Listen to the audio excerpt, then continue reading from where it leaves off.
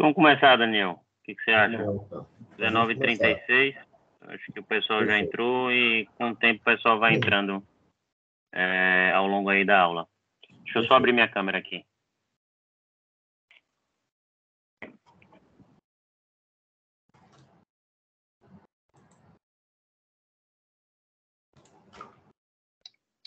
Bom, boa noite a todos. Estamos aqui em mais uma reunião promovida pelo CEP, nosso Centro de Ensino e Pesquisa aí da Rede Primavera. Eu sou o Rafael, um dos coordenadores científicos do Hospital Primavera, relacionado à cardiologia. Dr. Fabrício teve uma intercorrência familiar, está acompanhando a reunião, mas não tão ativamente, mas ele me pediu para conduzir essa reunião. Tá? Nós temos hoje uma aula, um tema muito, muito importante, que vem crescendo aí nos últimos 10 a 12 anos. Nosso palestrante é o Dr. Daniel Pio de Oliveira. O Dr. Daniel Pio é um grande amigo, entrou comigo aí no vestibular há quase 20 anos. Não somos tão velhos assim não, mas tem quase 20 anos já. Ele formou na Universidade Federal de Sergipe, tem residência de clínica médica em São Paulo, residência de cardiologia no Hospital Dante Pazanese e especialização em tomografia e ressonância também no Instituto Dante Pazanese de Cardiologia, e é nosso médico cardiologista aqui do Hospital Primavera, tanto da unidade de urgência quanto na realização desse exame complementar tão importante. A aula de hoje é para tratar justamente sobre o score de cálcio. Como é que a gente deve utilizar esse exame na prática clínica diária? Doutor Daniel, a aula é sua, fique à vontade. Uma boa noite a todos. Muito obrigado, Rafael. Boa noite a todos. Agradeço pelo convite para falar sobre aquilo que eu gosto de fazer, que é cardiologia e imagem em cardiologia. Então, nós vamos falar, como disse meu colega Dr. Rafael, sobre a aplicação clínica do score de cálcio coronário. Inicialmente, eu vou fazer uma revisão sobre o que é o score de cálcio coronário e como ele surgiu. Bem, aqui nós temos 3 perfis de coronárias que podemos encontrar. Aqui nós temos a origem do tronco da coronária esquerda e o início da descendente anterior, aqui uma tomografia sem contraste de coração. Vê que aqui nós não temos nenhum padrão de calcificação. Aqui nós temos um padrão de calcificação discreto, tanto no tronco como na descendente anterior. E aqui nós temos uma calcificação difusa, que praticamente toda a artéria está calcificada.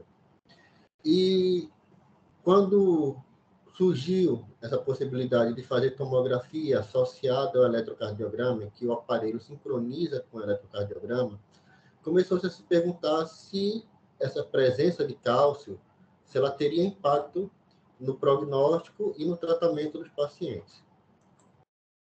Aqui nós temos uma tomografia de um paciente daqui do Primavera, tá?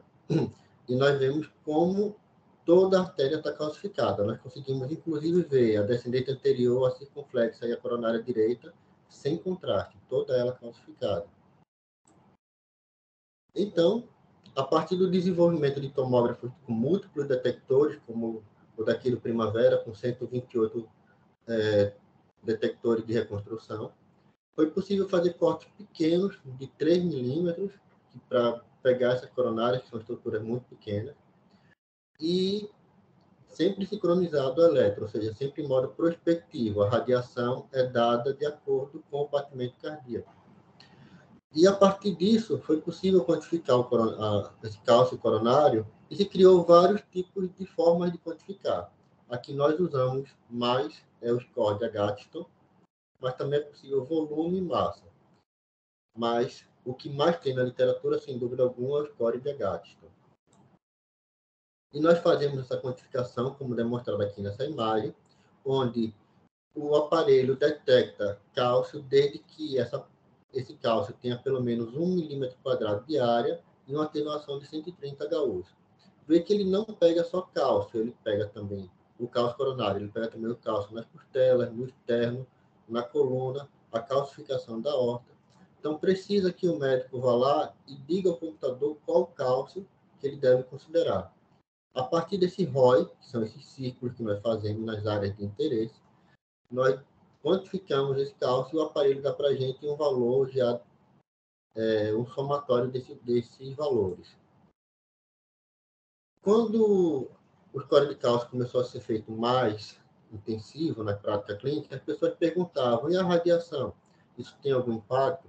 Sem dúvida alguma, nós sempre temos a ideia de que nós temos que diminuir a radiação, mas só para o efeito comparativo, o score de cálcio ele gira em torno de 0,9 a 1,3 milisievert, depende um pouco do tamanho do coração. Vejam que, comparando com uma radiografia de coluna lombar, tem 1,3 milisievert. Uma mamografia, que é um exame pedido anualmente, todos os anos, 0,7 milisievert. E o score de cálcio ele não é pedido anualmente. Então, uma tomografia de tórax, por exemplo, tem muito mais, 8 milisievert. Então, não é uma radiação considerada perigosa em termos clínicos. Um dos primeiros estudos data do início dos anos 2000, e um estudo que teve bastante repercussão na época, em 2005, foi o estudo de Arad, em que ele avaliou mais de 4.000 pacientes e seguiu esses pacientes por mais de 4 anos, uma média de 4 anos. E o que percebeu-se foi que, a partir daquela quantificação, ele dividiu entre quem não tinha cálcio, quem tinha um cálcio de até 99 Agatston, quem tinha cálcio maior que 100 e maior que 400. E o que ele percebeu é que, quanto maior o nível de cálcio, maior o risco. E veja que, a partir do score de 100, o risco se elevava de forma significativa. Então, a partir disso, já se criou um ponto de corte inicial. 100 era um ponto em que o risco subia de forma muito importante. E veja com uma taxa muito baixa de eventos cardíacos, como morte, infarto não fatal, ou intervenção, seja por cirurgia ou cateterismo, angioplastia. Para aqueles que não tinham cálcio coronário, a taxa é muito baixa de eventos. E percebeu-se também que o grupo que mais se beneficiava dessa avaliação pelo score era o grupo de risco de Framingham intermediário. Ou seja, o paciente chegava no consultório, fazia uma avaliação de risco, através do score de Framingham, na época era muito utilizado, e percebeu-se que ele conseguia pegar esses pacientes de risco intermediário e dizer quais pacientes tinham maior risco de infartar ou de ter um evento cardíaco e quais deles tinham o menor risco de ter um evento cardíaco. Já em 2006, o famoso estudo MESA foi um estudo basicamente para avaliar a distribuição desse cálcio. Então, nós sabemos que existe cálcio. Nós vimos pelo estudo de Arad que esse cálcio tem impacto com relação a eventos cardiovasculares. Mas como esse cálcio se distribui com relação à raça, a sexo, a idade e a gênero? A idade e a sexo. Então, como esse cálcio se distribui? Esse estudo teve por objetivo fazer essa avaliação, foi o famoso estudo MESA que nós usamos até hoje, e ele dividia esse cálcio entre uma faixa etária de 45 e 84 anos, paciente do sexo feminino, paciente do sexo masculino, pessoas de raça branca, chinesa, preta e hispânica. Então, a partir desse estudo, nós conseguimos ter uma noção de como é a prevalência de um cálcio alterado, ou se, com que idade eu costumo não ver essa calcificação. Isso para efeito comparativo, para nós sabermos se o meu cálcio está dentro de uma média populacional, se ele está abaixo ou acima dessa média. Aquele foi o estudo mais descritivo, e a partir dele vários estudos surgiram. Nós temos, por exemplo, aqui o estudo de Budhoff, que foi avaliado também o grau de calcificação, um N bem significativo, 25.000 pacientes, um segmento de 6,8 anos. E o que foi visto? Isso foi uma coisa bem interessante, esse estudo, porque ele lidou com mortalidade geral. Ou seja, ao fim do segmento, a minha pergunta era, a pessoa está viva ou a pessoa está morta? Não teve um desfecho que não fosse um desfecho duro, como, por exemplo, que eu poderia ser questionado, angina, revascularização. Não, a pergunta foi, ao final do segmento, a pessoa está viva ou está morta? E viu-se que a probabilidade da pessoa estar viva, se tivesse um score de cálcio 0, ao longo de todo o segmento era muito elevada. Já à medida que esse cálcio vai subindo, vai aumentando o score de cálcio coronário até maior que 1000, a probabilidade dessa pessoa estar viva ao longo dos anos vai diminuindo significativamente. E não só o cálcio, mas o grau de distribuição desse cálcio. Se a pessoa tem uma calcificação limitada a um vaso, ela tem uma curva de sobrevida. Mas esse prognóstico fica muito ruim se esse cálcio atingir o tronco da coronária esquerda ou 3 vasos a mais. Isso para um desfecho duro, como morte. Isso se manteve ao longo de 5 anos e também no segmento naqueles que atingiram em 12 anos em outros centros. Então, a partir disso, nós vimos que ter cálcio coronário aumenta o risco dessa pessoa vir a morrer ao longo dos anos. E uma coisa que é bem interessante, isso aqui é uma curva ROC, e vejam que como o score de cálcio em relação às variáveis clínicas melhorou a capacidade de discriminação dessa curva ROC. Não só em relação às variáveis clínicas, mas em relação à idade. É uma coisa lógica. Quanto mais velha a pessoa, maior a chance dessa pessoa morrer. E o score de cálcio foi superior à idade na capacidade de predizer o risco dessa pessoa estar viva ou morta ao longo dos anos. Então, nós vimos agora que ter cálcio é ruim, ter cálcio de forma difusa também é ruim, mas isso se reflete em vários grupos, naqueles vários grupos raciais do estudo MESA.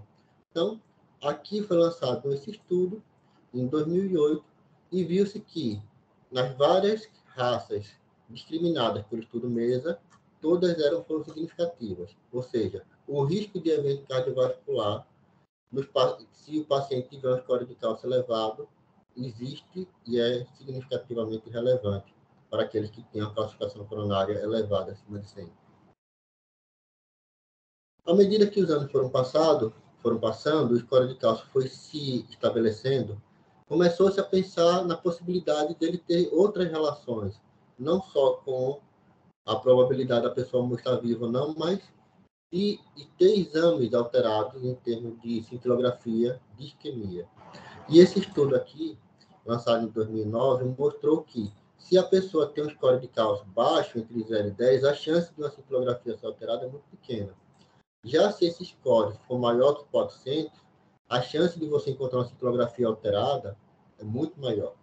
E foi baseado nesse estudo que as diretrizes lançaram a possibilidade de pesquisar a isquemia quando o score de cálcio está acima de 400.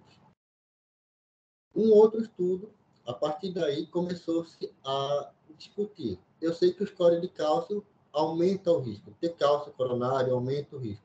Mas não ter cálcio, aparentemente, diminui o risco. Existe uma forma de eu avaliar isso e começou-se a se lançar mão de estudos que usavam artifícios matemáticos e de estatística para avaliar se eu conseguiria reclassificar esses pacientes. Esse estudo aqui, lançado no JAMA em 2010, utilizou um método de classificação chamado de NRI, que em português seria traduzido como melhora líquida de reclassificação, e percebeu que naqueles pacientes que no score de Framingham foram classificados como intermediários, eles foram reclassificados não só para alto risco, como para baixo risco. Ou seja, eu tinha ali um grupo, que geralmente é um grupo muito significativo de pacientes com score de risco intermediário, e se nesse grupo eu tiver um score de cálcio maior que 100, eu transporto esse paciente para um risco mais elevado. Se nesse grupo eu tiver um paciente com risco de score de cálcio de 0, eu jogo para um risco mais baixo. Então, esse foi um dos primeiros estudos que comprovou que o score de cálcio sim consegue discriminar de forma adequada esses pacientes. Aqui, mais adiante, nós tivemos esse estudo em que foi avaliado essa capacidade também de classificação. Chama atenção um N de 4.000 pacientes e que foi um estudo que teve 53% de participação de mulheres. E, mais uma vez, notamos, quanto maior o score de cálcio, maior o risco desse paciente falecer. E vejam que, em relação às variáveis clínicas, o score de risco de Framingham e também a outro score, como o ATP, o score de cálcio ele foi superior em conseguir discriminar se aquele paciente que chega para você, ele tem um risco mais baixo ou mais elevado de ter um evento cardíaco ao longo de um segmento de 5 anos. Então, houve estudos, de forma bem interessante, sobre pacientes com diabetes. Surgiu essa seguinte pergunta: todo paciente diabético é igual? Se eu tiver um paciente diabético sem score de cálcio, com score de cálcio de 0, ele tem um risco diferente daquele paciente, já que todos os pacientes diabéticos, para nós, a princípio, são de alto risco? Então, esse estudo foi lançado em 2004 e mostrou inicialmente uma coisa bem clara. Ao longo de um segmento de 5 anos, quem tem diabetes morre mais do que quem não tem diabetes. Isso, de certa forma, é claro. Mas o que esse estudo mostrou de forma interessante é que quem tem diabetes e tem um score de cálcio tem uma chance de sobreviver muito maior ao longo de 5 anos do que, vejam como a curva vai lá para baixo, do paciente com score de cálcio maior que 1000. E outra coisa interessante nesse estudo. Nesse estudo em particular, naqueles pacientes que têm o score de cálcio 0, se ele for diabético e com score de cálcio 0, ele teve uma mortalidade semelhante a um paciente não diabético com score de cálcio 0. Ou seja, não houve significância estatística nessa diferença. Então, o score de cálcio mostrou que ter cálcio em paciente diabético é diferente de não ter cálcio em paciente diabético. Mais outros 2 estudos, como o PREDICT, também mostrou que quanto maior o grau de calcificação no paciente diabético, maior o risco desses pacientes. E esse estudo de mortalidade geral em paciente diabético, um estudo Heart Diabetes, que é bem famoso, ele mostrou que quanto maior o score de cálcio, maior a probabilidade de mortalidade por todas as causas, que é um desfecho duro nesses pacientes diabéticos, ainda que assintomáticos. Bem, até agora nós sabemos que ter cálcio aumenta o risco desse paciente morrer ou ter um evento cardíaco. Ter um cálcio bem difuso, atingindo vários vasos, aumenta também o risco. Não ter cálcio diminui o risco dos pacientes. Inclusive, em pacientes diabéticos, existe essa diferença entre ter cálcio e não ter cálcio. Agora vem a pergunta: na minha prática clínica, vale a pena usar o score de cálcio? Porque os médicos já estão acostumados a usar outras formas de avaliar o risco. O paciente chega querendo fazer um check-up no seu consultório e aí você avalia através de um exame de sangue, a proteína C reativa, através de um duplex de carótida, para saber se ele tem espessamento médio intimal. E o score de cálcio, em relação a esses outros métodos que nós já dispomos, ele é ou não é eficiente? Então, esse estudo se baseou nessa comparação do score de cálcio com espessamento carotídeo, a dilatação fluxo-mediada da artéria braquial, o índice tornozelo braquial, a proteína C reativa e a história familiar de doença arterial coronária precoce. Foram avaliados pacientes de risco intermediário no score de Framingham, não diabético, no segmento de 7,6 anos. E os desfechos foram infarto, angina, seguida de intervenção, e morte súbita abortada ou óbito com um evento coronariano. E nesse estudo, 9% sofreram eventos cardiovasculares. E o que se viu foi que o score de cálcio foi extremamente significativo, assim como a história familiar. Diferentemente, por exemplo, de a avaliação de espessamento carotídeo pelo ultrassom de carótida, pelo Doppler de carótida, que não teve relevância. Agora vejam, comparando todas aquelas variáveis, aqueles vários exames que costumam ser pedidos, todos eles ficam mais ou menos aqui. O score de cálcio se destaca dele na curva ROC, certo? Mostrando que o score de cálcio tem uma capacidade de diferenciar o risco de infarto muito superior aos outros exames que geralmente são pedidos na prática clínica. Bem, já vimos que o score de cálcio agora tem uma capacidade não só boa, como superior aos exames que geralmente é comum, os exames que geralmente são comumente solicitados pelo médico clínico no consultório. Mas eu posso lançar mão, nós estamos discutindo score de cálcio em assintomáticos. E naqueles que têm sintomas de dor no peito, paciente chega com dor no peito, vale a pena fazer um score de cálcio? Bem, o score de cálcio nós vimos que ele tem uma alta sensibilidade, ele é bom para dizer que o paciente não tem um risco aumentado, mas quando nós pensamos em se tem ou não tem uma obstrução coronária, ele já não tem uma boa especificidade em valor preditivo positivo. Porque você pode ter uma placa de gordura na coronária, uma placa aterosclerótica, um ateroma, que esteja obstruindo a coronária e ela ser bem pouco calcificada. Inclusive, isso pode ser um critério de vulnerabilidade.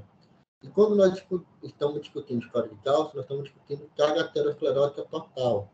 Nós não estamos discutindo se existe uma lesão lá, que essa lesão pode romper, se essa lesão é instável, se ela tem uma alta, se ela tem uma alta chance de vir a desencadear um evento. Então, para pacientes sintomáticos, não está indicado score de cálcio. Ele é para aquele paciente assintomático que chega no consultório querendo fazer uma avaliação de risco cardiovascular. E aqui um exemplo, aqui é um estudo de tomografia, de angiotomografia de coronária, que nós também fazemos aqui na Hospital Primavera, e mostrando que o paciente pode ter uma lesão obstrutiva. Aqui é uma imagem de cateterismo, tá? Aqui é uma imagem de tomografia mostrando a correlação entre os dois, lembrando que a tomografia é um luminograma, a cineangiocoronariografia, o cateterismo é um luminograma, enquanto na tomografia nós avaliamos a parte também, a área externa do vaso, então por isso que existe a diferença desse padrão, mas veja que a obstrução está aqui, e esse paciente tem um score de cálcio de 0. E eu trago também um exemplo daqui nosso, um paciente nosso, que mostra um paciente com um teste ecométrico positivo, score de cálcio de 0, mas que no marginal dele ele tinha uma lesão significativa e totalmente não calcificada, uma placa sem nenhum grau de calcificação. Então, para paciente sintomático, o score de cálcio não está indicado, certo? Aí seria a angiotomografia e uma outra aula, uma outra questão. Na dor torácica aguda, logo quando eu cheguei aqui em Sergipe, da minha residência, o pessoal tinha a ideia de que o paciente chegou com dor no peito, no pronto-socorro, vamos fazer o score de cálcio 0. Se o score de cálcio for 0, não precisa fazer angiotomografia. Isso foi muito usado, até hoje há quem defenda isso. A diretriz ainda cita, mas isso está cada vez mais caindo por conta daquela questão. O paciente pode ter uma placa vulnerável, uma placa obstrutiva e ter um score de cálcio 0. Então, para dor no peito, para paciente sintomático, ainda mais na dor torácica aguda, não se recomenda. Ainda mais porque a chance de você encontrar um score de cálcio 0 PS é muito pequena. Então, você não vai ter um benefício esperado nesses pacientes.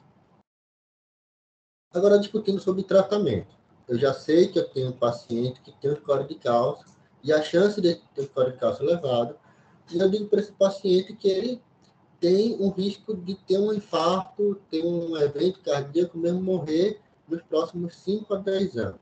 E aí? O que é que eu vou fazer com esse paciente? Eu vou entrar com estatina? Eu vou entrar com AS para esse paciente? Lembrando que o paciente é assintomático, ele chegou para fazer uma avaliação de risco, vai sair tomando 2 remédios e com o médico dizendo para ele que ele tem uma chance de morrer. Então, como nós vamos lidar com isso? Bem,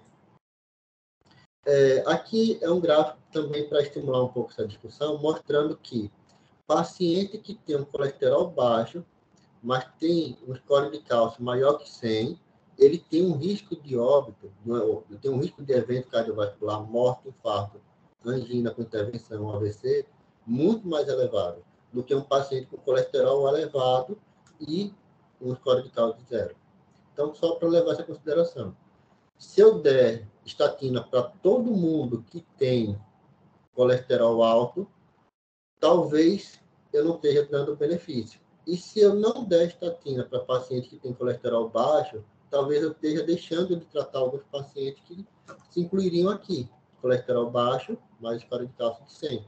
Então, esse paciente, score de cálcio alto, colesterol baixo, é diferente desse paciente que tem um colesterol alto, mas que não tem cálcio no coronário.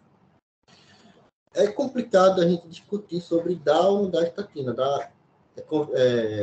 dizer para o paciente que ele vai ter um risco elevado, mas eu vou dar um placebo para ele.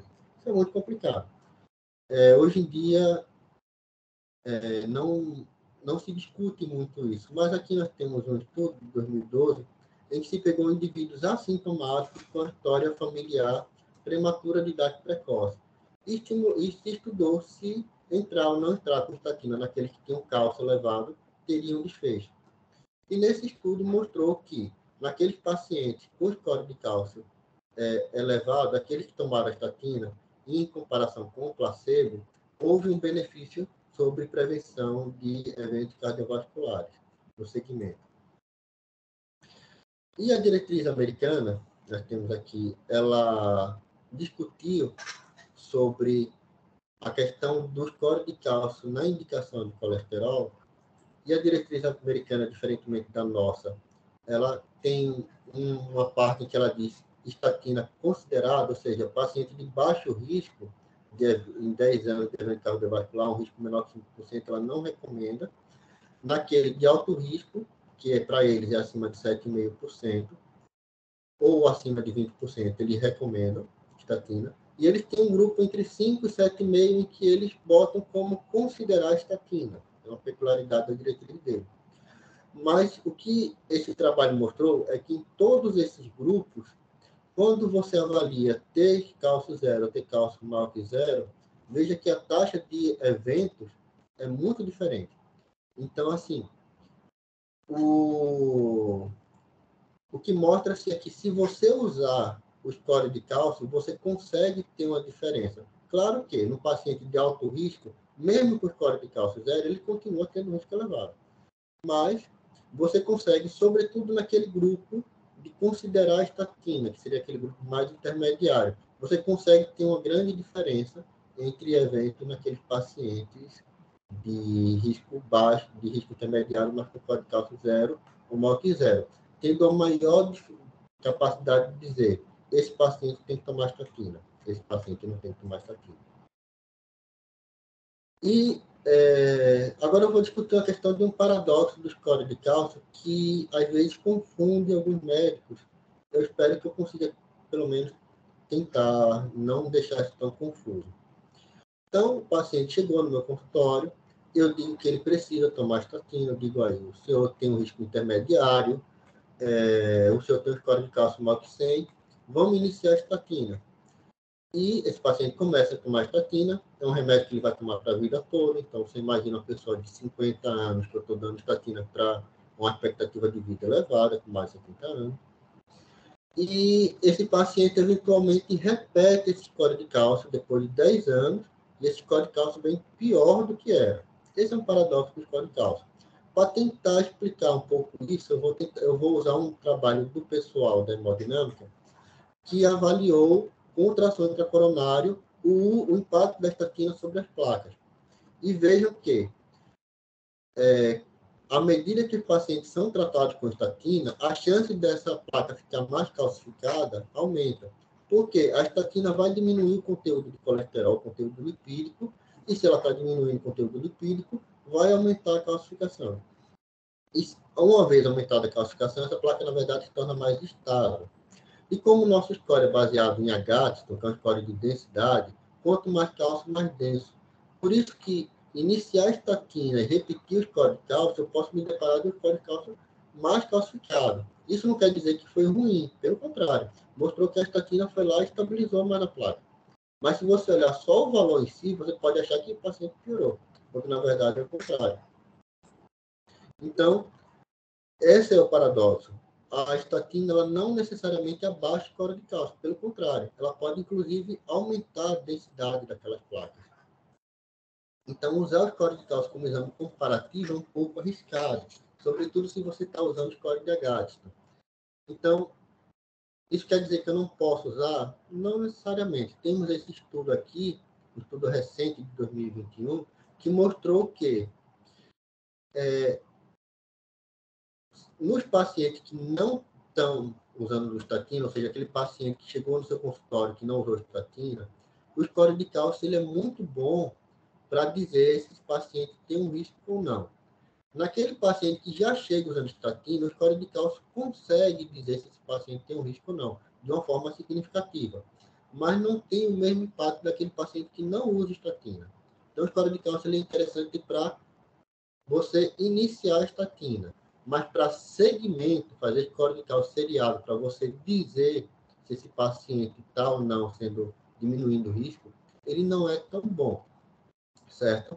A menos que, como esse mesmo estudo mostrou, você não use o score de Agatston, você usa o score de volume.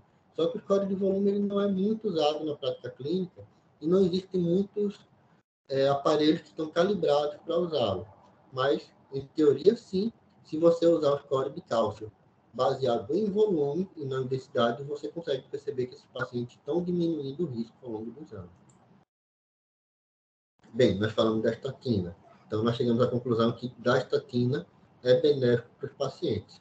O que não é benéfico é ficar repetindo o score de cálcio para ver se a estatina está sendo efetiva ou não. Agora, vamos discutir da AS. Da AS para um paciente assintomático que nunca infartou, só porque ele tem um score de cálcio elevado, vale a pena? Esse estudo recente,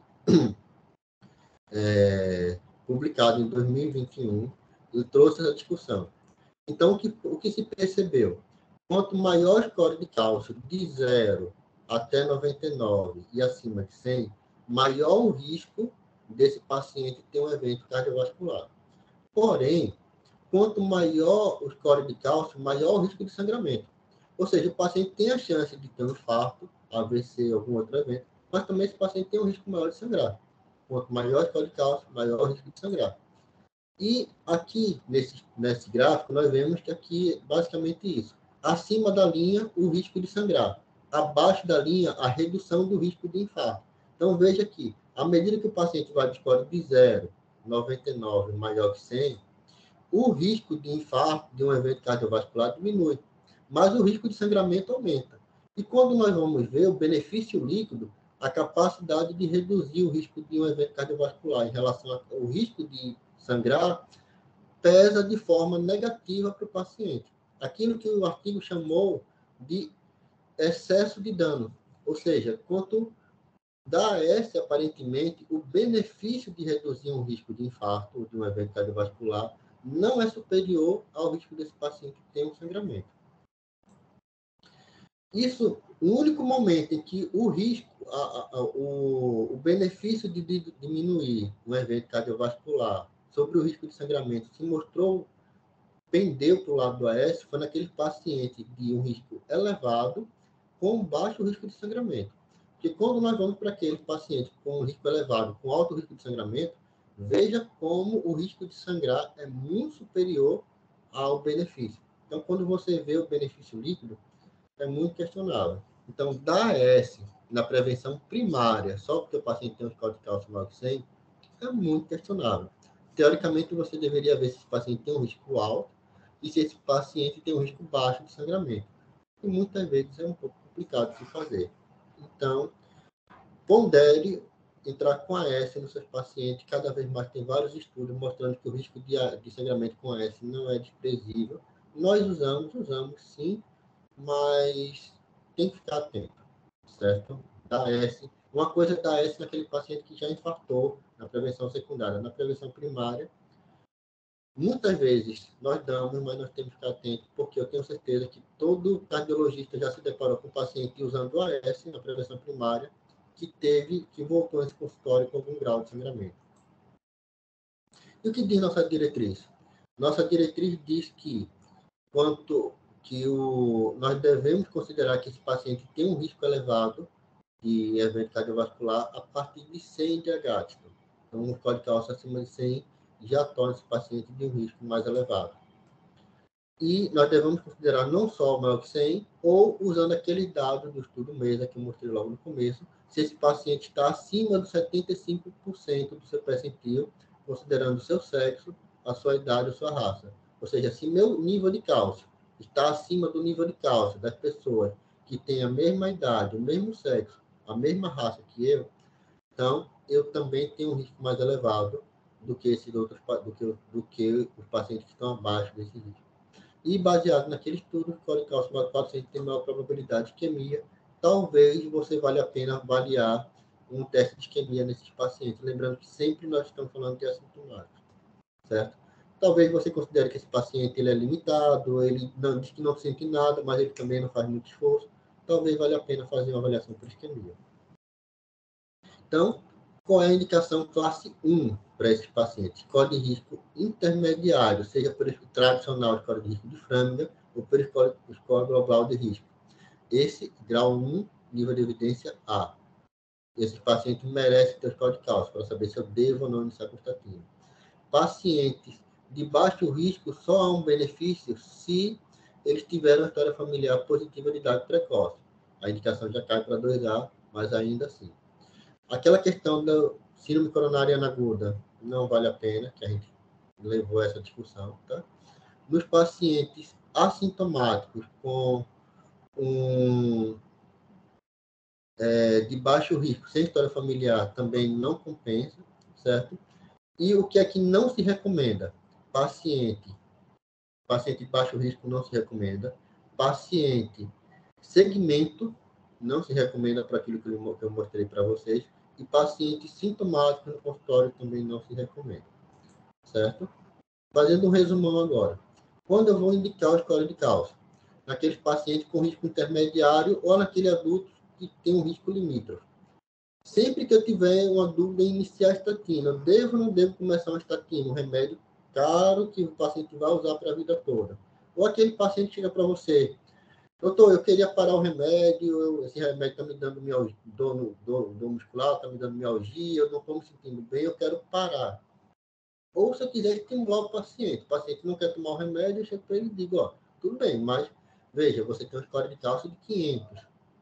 Será que vale a pena o risco de você parar a estatina? Lembrar sempre do poder do zero. Se o paciente tem um risco zero de score de cálcio, naquele paciente intermediário, ele tem um risco mais baixo, certo? E se você tem aquele paciente que eventualmente teve um efeito colateral com estatina, aquele paciente não tolerou tomar estatina, e você vê que esse paciente tem score de zero, você tem uma certa segurança em tirar a estatina desse paciente.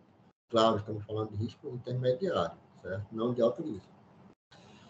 Nem todos se beneficiam do score de cálcio. O paciente de alto risco, ele já tem a indicação de estatina indicada, independente do score de cálcio zero. Lembrar que o score de cálcio zero no paciente de alto risco não é sinônimo de risco zero, certo? Ainda que o risco seja menor do que um paciente de alto risco com o score de cálcio elevado, ter score de cálcio zero no paciente de alto risco já não é um risco desprezível. Então, esses pacientes de alto risco não se beneficiam necessariamente de score de cálcio. E assim como o paciente de baixo risco, paciente jovem, sem fatores de risco, sem história familiar, não vale a pena fazer score de cálcio nesse paciente. Agora, se for, como hoje eu fiz, um score de cálcio num paciente de 42 anos que tinha uma história familiar positiva de idade precoce e ele já tinha cálcio. Então, foi um exame bem indicado por um colega nosso aqui do Primavera. Saiba comunicar o resultado desse paciente. Então, você tem que usar esse score de cálcio como uma ferramenta de risco. Dê para o paciente que ele tem um risco. Não quer dizer que esse paciente está infartando. Não, nós estamos falando de risco. Qual a chance de acontecer um infarto? Então, o que eu vou usar com isso? Definir metas.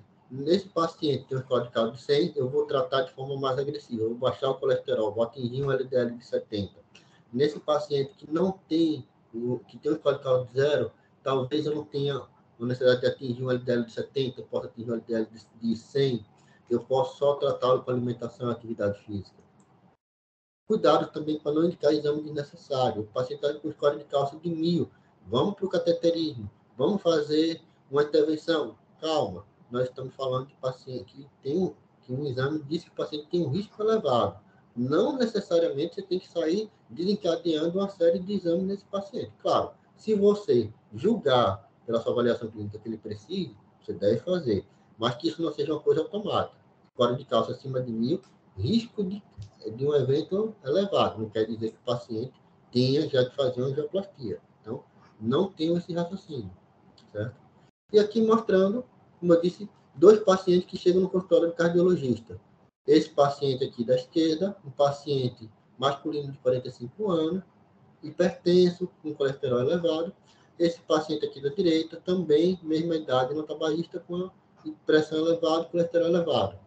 Se eu for usar o score de risco, esses pacientes vão ter um risco semelhante, certo? Eu faço score de risco de Framingham, ele entra no risco intermediário, e Eu faço score de risco global, que está sendo usado mais atualmente, e ambos os pacientes têm um risco intermediário. Então, quer dizer que esses dois pacientes são iguais? É exatamente aí que entra o score de cálcio. Eu faço o score de cálcio nesse paciente e nesse paciente. E descubro que, apesar de serem de risco intermediário pelo meu score, esse paciente tem um score de cálcio de 0. Esse paciente tem um score de cálcio de 200. Eles já não são iguais. Esse paciente aqui tem um risco muito maior do que esse paciente de cá. Esse paciente merece um tratamento agressivo. Esse colesterol está muito alto para esse paciente. Talvez esse paciente consiga lidar só com atividade física, dieta, mudança de estilo de vida. Lembrando que nós estamos falando em prevenção cardiovascular. E toda vez que nós falamos em prevenção, nós temos que estimular a mudança de estilo de vida. Não existe prevenção sem mudança de estilo de vida. Bem, era essa a minha aula. Vou sair aqui para abrir para discussão.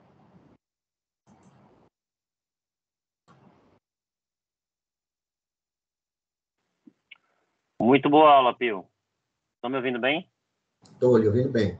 Tá vendo? Muito boa aula, Pio. Parabéns. Eu acho que foi uma aula excelente. Eu acho que fez um apanhado geral, uma revisada dos conceitos que a gente tinha e com aplicabilidade prática importante. O score de cálcio aí nos últimos anos, acho que 10 e 15 anos, vem se mostrando aí com uma ferramenta muito boa de detecção de aterosclerose subclínica, né, Pio? Eu acho que o foco da aula é esse. E como você falou nas suas mensagens finais, para a gente refinar essa estratificação de risco, principalmente em pacientes assintomáticos, a gente definir estratégia, individualizar, ver o que vai prescrever de remédio, né, se vai considerar estatina ou não.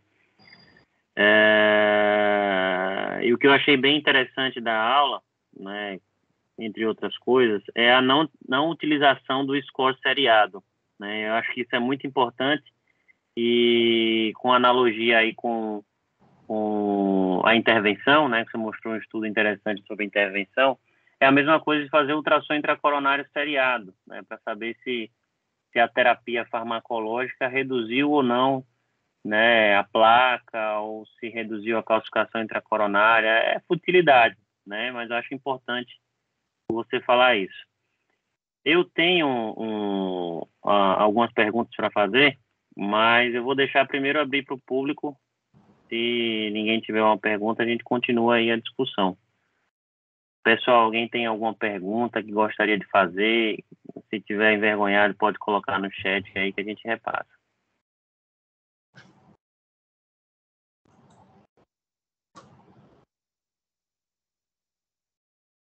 Doutor William, está fechado o seu microfone, professor. Opa, desculpe. Aí. Eu estou tão afeiçoado à tecnologia. Uma boa noite a todos. Mais uma vez, Daniel, esplendorosamente, deu uma senhora aula. Faço minhas palavras a de Rafael, realmente foi muito didático. Trouxe a medicina baseada em evidência para a prática clínica, né? Ele descortinou e trouxe mastigado como aplicar o score de cálcio na prática clínica. Eu vou sair daqui muito mais incentivado a usar essa grande ferramenta, que é o score de cálcio. Eu confesso que, até então, eu era adepto ao scan de carótida para acompanhar os meus pacientes, a estratificação de risco nos pacientes lipidêmicos, mas o score de cálcio ficou bem claro o grande poder superior ao scan duplex, né, de carótida, de outros métodos de estratificação de risco para pacientes lipidêmicos e com risco, em especial, aqueles pacientes com risco intermediário, né, para DAC, né? Lembremos do trabalho de Úrsula, né, Daniel, que foi realizado com pacientes portadores de pacientes que vivem com o vírus da AIDS, né, e que, naturalmente, ele já tem um risco elevado, né, para DAC, né, duas vezes e meia. E com o score de cálcio, você consegue estratificar melhor esse paciente e definir a introdução de vastatina, de aspirina, etc. Então, só esse adendo que eu queria fazer, mas, assim, a minha pergunta será que teríamos eu não me sentiria tão à vontade para tirar uma estatina de um paciente que já vem fazendo uso há alguns anos, né, de risco intermediário, né, aquele paciente de risco intermediário, ao fazer o score de cálcio e mostrar que o score de cálcio está zero, né? A explicação, o Daniel colocou bem claro que você pode ter um efeito, um efeito paradoxal, né? Você aumentar a carga de cálcio no paciente que já está em uso de vastatina pela redução do lago lipídico, né? Mas os trabalhos estão aí, né? As evidências científicas deixam a classe médica mais à vontade para vir tirar, né, um score de cálcio baixo, né, zero, poder retirar essa vastatina, né? Mas eu queria apenas que Daniel reforçasse essa informação. No paciente de risco intermediário, em uso já de vastatina, longa data, paciente que já tinha um LDL basal acima de 190, né? E faz um score de cálcio, não fez o score de cálcio antes de iniciar a vastatina. Então, já está aí com 5 anos, por exemplo. Faz o score de cálcio dá zero. Ele ainda é risco... nesse caso, você reestratifica para baixo, ele vai para risco baixo, o Daniel? Seria assim o raciocínio? Boa noite, professor. Obrigado aí pela pergunta. Eu vou começar primeiro falando sobre a questão do trabalho de Úrsula, para puxar o gancho na explicação. O trabalho de Úrsula foi interessante porque o paciente que faz a terapia antirretroviral, ele geralmente tem problemas com relação ao colesterol e ao lipídio e à redistribuição de gordura. Por outro lado, sobretudo isso era mais intenso antigamente, hoje nem tanto, as estatinas diminuiriam o efeito das antirretrovirais, elas interagiam muito, então a gente ficava naquele dilema. Eu vou dar estatina para um paciente HIV, eu vou diminuir o colesterol, mas eu tenho um risco desse remédio diminuir a eficácia do paciente aumentar a carga viral. E aí o trabalho do Wilson veio nessa discussão. Será que eu posso usar o score de cálcio nesses pacientes HIV, no sentido de dar ou não dar estatina? Foi bem interessante nesse ponto. E, bem, aí, indo para a resposta, para a pergunta do senhor. O paciente de alto risco, na minha opinião, não justifica mexer na estatina. O paciente é de alto risco. Isso é uma coisa muito discutida, sabe, doutor William? Eu vejo muitos simpósios, congressos, pessoal tendo discussões até acaloradas sobre essa questão. Mas no paciente com risco elevado, eu não recomendo tirar estatina. O paciente já é de risco elevado. No paciente de risco intermediário, bem, aí vai uma questão clínica. Eu vejo muitos médicos vindo conversar comigo porque o paciente quer parar o remédio, porque teve mialgia, ele já tentou passar para pitavastatina, rosuvastatina em dose baixa. O paciente volta no consultório dele dizendo que eu estou com muita dor, eu estou me sentindo mal, está subindo TGO, está subindo CPK, e eu estou vendo aquele colesterol lá. Aí sim, eu acho que seria interessante fazer um score de cálcio nesse paciente, porque se você tem um score de cálcio zero, aí você fica mais seguro. E naquele paciente que tem score de cálcio zero, sim, você pode repetir o score de cálcio daqui a 5 anos se você deixar ele sem estatina. Então, você tirou a estatina, deixa ele ter score de cálcio zero, daqui a 5 anos você repete e vê se esse paciente continua zero. Entendeu? Talvez nesse ponto seja interessante você fazer o segmento, né? Fazer o segmento, tirar a estatina. Se o paciente está ali tolerando bem a estatina, você não se sente confortável, você está embasado pelos estudos, mas se eventualmente você não se sente confortável, mantém. Mas eu acho, sobretudo, para aqueles pacientes que não querem tomar ou não toleram. Não está tolerando.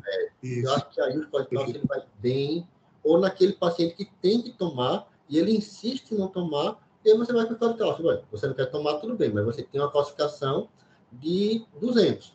Então, será que não é melhor você tomar? E aí talvez... E tem estudos, que eu não trouxe para não tornar a aula muito longa, mas tem estudos que mostram que depois do score de cálcio, o paciente que não tomava estatina passou a aceitar tomar estatina. Tem estudos que poder de convencimento maior. Então, eu acho que é uma questão mais de lidar clinicamente, entendeu? Olhar para aquele paciente e ter aquela aquele feeling clínico que a gente só tendo no consultório a gente consegue ir desenvolvendo. Eu vou manter a estatina, não, nesse paciente eu vou tirar, sabe? Acho que é mais uma questão de você, como você médico olha para o seu paciente e vai lidar com ele. Perfeito, perfeito. Uma grande ferramenta para adesão ao tratamento, né? Isso, Tão buscada aí. Né? Olha, muito obrigado, excelente. Obrigado, Mais professor. uma vez. Obrigado, professor William, pela excelente discussão. Tem alguém mais que queira fazer alguma pergunta, pessoal?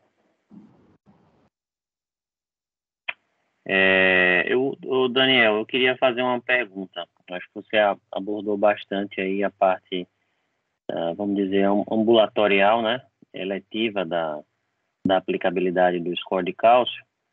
Mas eu gostaria de fazer uma pergunta aí para a gente gerar discussão em relação na urgência, né? Existe alguma aplicabilidade, né? Você utiliza na sua prática clínica dos plantões? Você diferencia se o paciente é de baixo, moderado, intermediário risco, o paciente de baixo risco com uma dor atípica, que você tenha dúvida, né, que ambulatorialmente você poderia até indicar, depender se ele fosse um risco intermediário. Na unidade de urgência, há alguma mudança? Você pensa diferente? Como é que é? Então, Rafael, essa é uma discussão bem longa e, geralmente, existem algumas pessoas que defendem, sobretudo baseado em alguns estudos que mostrou que a chance de um paciente com score de cálcio zero e dor torácica na urgência estar tendo um evento é menor que 10%. Tem uma placa lá é menor que 10%. Então, muitos médicos se baseiam nesse estudo, que eu também não trouxe, para dizer que tá, tudo bem. Se eu fizer o score de cálcio naquele paciente com dor torácica aguda, eu tenho 90% de chance de dizer assim, esse paciente aqui pode ir embora. Eles têm razão nesse sentido, eu até entendo essa lógica, entendo que alguns médicos queiram dizer assim, o paciente vai fazer atomo, se tiver score de cálcio zero, não segue, eu já vou dispensar esse paciente. Paciente troponina negativa, score de cálcio zero. Eu entendo, como disse, mais aproximadamente 90% desses pacientes não tem placa, ou se tiver uma placa menor que 50%, tá? Tem estudos mostrando isso. Porém, eu ainda acho que não vale a pena parar só no score de cálcio. A angiotomografia de coronárias, ela tem tido um baixo índice de eventos adversos, mesmo com contrastes mais atuais, contrastes não iônicos, e com algumas máquinas, como nós temos, não aqui em Sergipe, mas em outros centros de outros estados, nós temos máquinas com 320 detectores que conseguem um volume de contraste bem menor. Nós estamos caminhando para um caminho onde a tomografia de coronária ela é um exame seguro e ela consegue detectar bem lesão. E nós sabemos que, muitas vezes, no pronto-socorro, o paciente com dor no peito, ele tem uma placa mole, tem uma placa ali com baixa calcificação. Sobretudo se o paciente for novo. Às vezes, aquele paciente lá de 40, 45 anos, ele tem uma placa que ainda é uma placa muito menos densa. Então, é possível, você seguir, né, essa ideia, troponina de zero, vou fazer um score de cálcio zero, eu libero esse paciente com a dor atípica, mas eu, particularmente, eu sempre defendo que se você está no episódio de dor torácica aguda no pronto-socorro, que você faça a angiotomografia de coronária. Já no consultório, bem, tem muitos pacientes que eles chegam com dor no peito que você vê claramente que é uma dor tipo D, aquela dor claramente não cardíaca, aquela dor que não é cardíaca. Então, eu muitas vezes considero que esse paciente não tem um sintoma que não é cardiovascular e peço o score de cálcio sim, para avaliar metas nesse paciente. E muitas vezes eu sigo nesse raciocínio. Mas eu acho que se você suspeita de dor no peito, a ideia é que você complemente com a angiotomografia. Agora, sim, aqui, as angiotomografias de coronárias que eu fiz aqui no pronto-socorro, eu só me lembro, eu acho, de 2 casos que tinha score de cálcio 0 e tinha um score de cálcio, acho que um tinha 0 e o outro tinha um score de cálcio bem baixo mesmo. Foi logo no começo, eu lembro bem desse caso que me chamou bem a atenção. Mas não é o padrão. Geralmente a gente vê paciente que vem fazer tomografia de coronária que tem uma lesão obstrutiva, eles têm um score de cálcio elevado. Já aqueles que têm um score de cálcio 0, quando vão para a tomografia, confirma realmente que não tem lesão. É uma discussão muito elevada, mas eu ainda fico mais tentado na dor torácica aguda do pronto-socorro fazer o exame completo. Muito bem, Pio. Essa era a minha outra pergunta, que eu ia puxar esse gancho aí da angiotomografia complementada com o score de cálcio. Acho que é importante a gente dizer, não é a aula, o objetivo da aula não é a discussão sobre angiotomografia, eu sei, mas são exames relativamente interligados. A minha última pergunta, era se são exames diferentes, né, como eu falei, mas você está fazendo a angiotomografia, né, seja um paciente de urgência, seja um paciente eletivo, você faz adicionalmente o score de cálcio, só se o médico solicita, quando que você pensa em complementar, de acordo com sua experiência, como é que é? Então, nós não temos ainda uma sociedade de angiotomografia, né?